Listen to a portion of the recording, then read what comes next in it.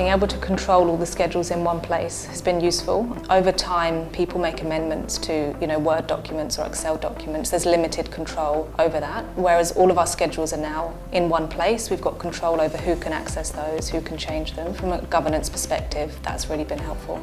What it allowed us to do was to look at things holistically. We'd had different teams before where supervisors might adjust one tick sheet at a time or one schedule at a time. But until you can program them all into something and look at them from that holistic perspective, you just can't see where you can move an hour here, an hour there. Scheduling nowadays is how many rooms have I got? How long is it going to take me to clean those rooms? How many minutes is it going to take me to clean that room for a full clean? Add it all up, and that's how many hours I actually need to clean the home. Not what I think, but what is proven.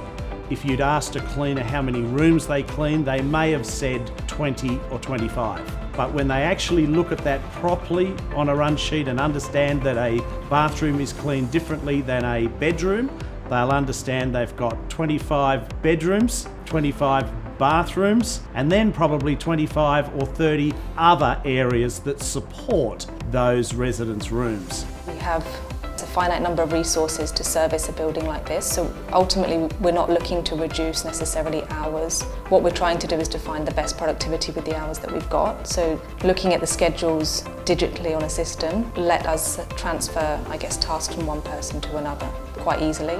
The iClean app has made my work easier because I'm able to distribute the hours that I've been given equally to all rooms. Or if a room doesn't need so much cleaning, you'll be able to work less and concentrate on the others that need more time.